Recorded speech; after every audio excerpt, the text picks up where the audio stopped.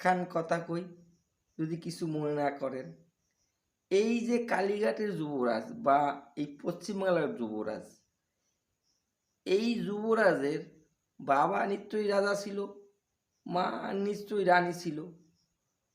আমি এইটা ভাবছি। আমি এই মোটা মোটা বই ঘাইটটা ফেলাইছি, কোথাও পাইলাম না এই কালীঘাটের যুবরাজের বাবা মা কোথাও রাজা রানী ছিল। আমি যেমন ভাবছি রাজা কৃষ্ণচন্দ্র রাজার কথা ভাবছি, রাজা সিরাজদৌল্লার কথা ভাবছি, যেমন ইতিহাসে কোনো নাম আছে। তো এই যে কালীঘাটের যুবরাজের বাবা মার রাজা হিসাবে কোথাও নাম নাই, খুঁজে খুঁজে কোথাও পাইলাম না। তাই এখন ভাবলাম এই যুবরাজের বাবা মা যেহেতু রাজা রানী ছিল না, তাই এ চুরি কইরা আমার রাজ্য ভাগ করে দিছে। ভাগ এমন করা করছে যে ইতিহাসে খুঁজে পাওয়া যাবে না।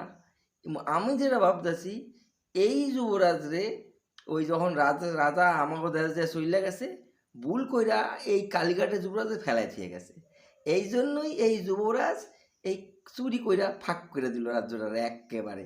তারপরেও ওনার কথা হচ্ছে রাজনীতির প্রতিহিংসা। আরে প্রতিহিংসা করতে করতে রাজা, রাজা তুমি, রাজা যুবক তুমি, যুবরাজ তুমি, একদম তো আমাকে রাজ্য ফাঁক করে দিয়েছো। আরও কও প্রতিহিংসা?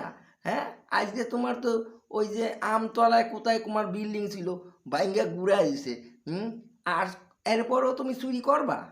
হ্যাঁ, এরপরও তোমার চুরি করার ইচ্ছা আছে? তোমার লাজ লজ্জা কিচ্ছু নাই। সত্যি তুমি যুবরাজ, কেমন তোরা যুবরাজ।